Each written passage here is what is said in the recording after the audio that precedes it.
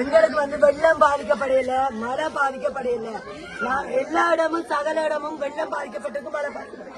நாங்க வான் கதவு திறந்து வருஷம் குடியேறும். நாங்கள் 4 வருஷம் குடியேறி 5வது வருஷம் உயிரே கொடுத்துட்டோம். எங்கட பிள்ளை எந்த விதமான சாமானும் இல்ல. இவ்வளவு உயிரையும் காப்பாத்தி வந்து நான் வச்சிருக்கிறேன். இந்த உயிருக்கு இனியும் இந்த உயிரை பாதுகாக்கிறேன்டா யாரும் வாங்க எங்களுக்கு உதவி செய்ய. எங்களுக்கு சொத்து பத்தோ எங்களுக்கு பொருள் பண்டமோ தேவையில்லை. 20 வருஷம் நாங்க தேடின சொத்து போட்டுது. எங்களுக்கு இருக்க இடம் தெரியலுமா உதவி செய்ய வாங்க, இல்லாட்டி வர வேண்டாம். நாங்க வெள்ளத்தால பாதிக்கப்படல, மழையால பாதிக்கப்படல.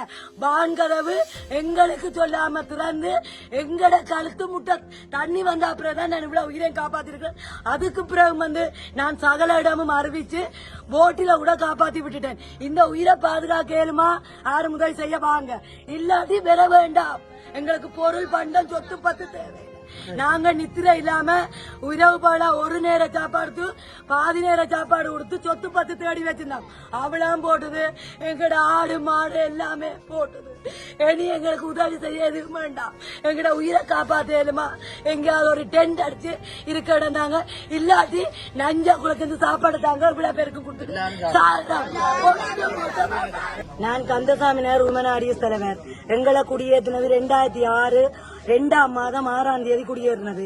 ஏறி நாங்க 3 வருஷத்தால செட்டிக்குளம் பள்ளிக்கூடத்துல குடி போயிருந்தோம். ஒரு வான் கதவு திறக்கிறேன்னு சொல்லி எங்களை பஸ் விட்டு ஏற்றி நாங்க போயிருந்தாங்க. அதுக்கு பிறகு எல்லா பொருட்களும் தந்து எங்களை திருப்பி கொண்டு வந்து விட்டாங்க. நாங்க அதுக்கு பிறகு 2 வருஷத்தால திருப்பி செட்டிக்குளம் பள்ளிக்கூடத்துல குடியேறி போயிருந்தாங்க. அதுக்கு பிறகு 3 வருஷம் திருப்பி வந்திருந்து 4வது வருஷம் திருப்பி ஒரு 6 வருஷத்தால குடியேறினோம். 6 வருஷத்தால குடியேறி போய் செட்டிக்குளம் பள்ளிக்கூடத்துல 3வது முறை இருந்தோம். 4வது முறை 10 வருஷத்துக்கு பிறகு நேற்றைய தினம் எங்களுக்கு எந்த விதமான அறிவித்தலும் தராம எந்த ஒரு சங்கம் என்று சொல்லி முதல் அறிவிக்க உமனாடியஸுக்கு அறிவிப்பினோம். உங்களோட மக்களை குடியேற்றுங்க, உங்களுடைய ஆக்கள் எல்லாரையும் குடியேற்றுங்க, வெள்ளம் பெற போதும். இந்த முறை குடியேற்ற சொல்லி சொல்லவும் இல்ல. இப்படி 4 கதவு திறக்க போறோம்னு சொல்லல, வெள்ளம் பெற போதும்னு சொல்லல, எந்த விதமான தகவலும் இல்லாம கழுத்தளவு தண்ணி வந்தோன்னு நாங்களாவே பார்த்து மக்களை எல்லாம் குடியேற்றினா பிறகும் ஒவ்வொரு சில சனம் ஆண் பெண் இருபாலரும் வேலை செய்துதான் கூலி வேலை செய்துதான் நாங்க சாப்பிடுறோம். 2 பேருமே தோட்ட வேலைக்கு போய் பிள்ளைகள் எல்லாம் நடுவில் இருந்துதான் நாங்கள் 5:30 மணி அளவில் பாதுகாக்கப்பட்டு வந்திருக்கிறோம். அதே டைம் 6 மணி அளவில் தண்ணி வந்திருந்தா கழுத்தளவுக்கு ஒரு மக்களையும் நான் காப்பாத்தி இருக்க இயலாது. என்ற கிராமத்தில் நான் இதுவரை காலமும் மக்களை காப்பாத்தி கொண்டு வந்த மக்களை இந்த முறை காப்பாற்ற இயலாம போயிருக்கும். இந்த முறை நான் எந்த முயற்சியால கொண்டு வந்து இவ்வளவு சனத்தையும் கொடிவேந்து சகல இடமும் அறிவிக்க வேண்டிய இடத்துல அறிவிச்சு நான் குடியேற்றி உயிரை மட்டும் காப்பாத்தி வச்சிருக்கிறேன். எந்த விதமான ஆவணம் இல்ல, எங்கிட்ட சேர்த்துன பொருள் பண்டம் இல்ல.